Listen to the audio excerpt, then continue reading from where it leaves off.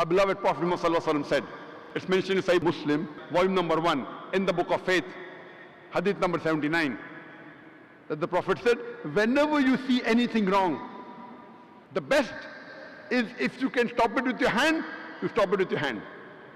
If you cannot stop it with your hand, then stop it with your tongue. If you cannot stop it with the tongue, the least you can do is curse in your heart.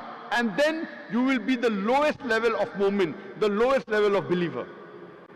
When you see something wrong, it's the duty of the Muslim. If he can, you should stop it with the hand, number 1. If he cannot, stop with the tongue. Ask him to stop that activity. If he cannot, the least he can do is curse in his heart. Then he is the lowest level of believer, the lowest level of mu'min.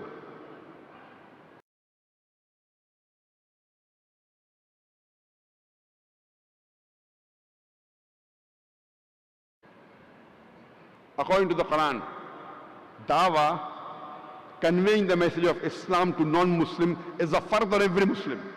Allah says in Surah Al-Asr, chapter number 103, verse number 1 to 3, Wal Asr, by the token of time.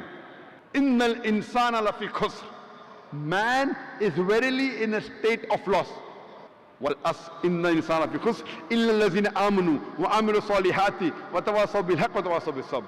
Except those who have faith, those who have righteous deeds, and those who exhort people to the truth, and those who exhort people to patience and perseverance. For any human being to go to Jannah, minimum 4 things are required according to Surah Al-Asr.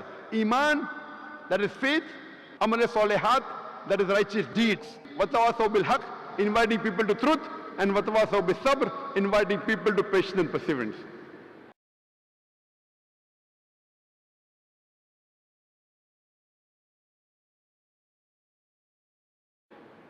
And Imam Shafi, rahimahullah, he said that if this Surah Asr was revealed, it would have been sufficient for guidance for humankind.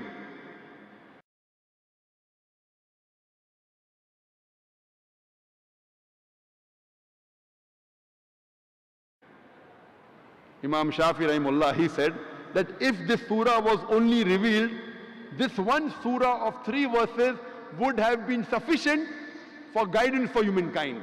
It is so powerful. So if you want to go to Jannah, it is first you should do all 4 things. You may be a very good Muslim. You may be praying 5 times a day. You may have gone for Hajj. You may be fasting in the month of Ramadan. You may be paying zakat. But if you don't do dawah, if you don't convey the message to the non-Muslims, according to Surah Al-Asr, you shall not go to Jannah. Only dawah is also not sufficient. All 4 are equally important. Iman, righteous deed, dawah, watawasaw bil haqq, and inviting people to truth and inviting people to patience and perseverance. If you don't do dawah according to Surah Al-Asr, you shall not go to Jannah. If Allah wants to forgive you and then put you in Jannah, if you don't do dawah, that's Allah's prerogative.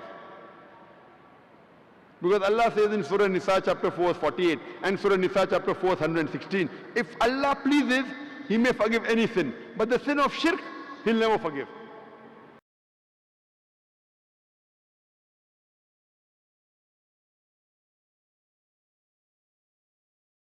The biggest sin in Islam for any human being is the sin of shirk, associating partners with Allah.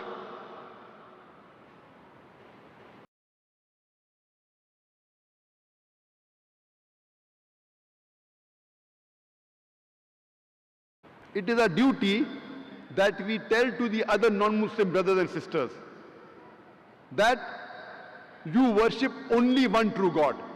And Allah shows you a way in the Qur'an, in Surah Al-Imran, chapter 3, verse 64, in how to do dawah, how to convey the message of Islam, how to do jihad, strive and struggle with the non-Muslims with the Qur'an. Allah says in Surah Al-Imran, chapter 3, verse 64, Kul ya ahlal kitab, say, O people of the book, ta'alaw ila kalimatin sawa'im bayna bainakum, come to common terms as us and you. Which is the first term? Allah na'budu illallah, that we worship none but Allah. Wala nushrika bihi shay'an, that we associate no partners with Him. Wala yattakhiza ba'duna ba'dan arbaban min dunillah, that we erect not among ourselves lords and patrons other than Allah. Fa in tawallaw, if then they turn back, faqulu shahadu, say ye bear witness, bi anna muslimun, that we are Muslims bowing our will to Allah. This verse of the Quran shows you a way how to do dawah.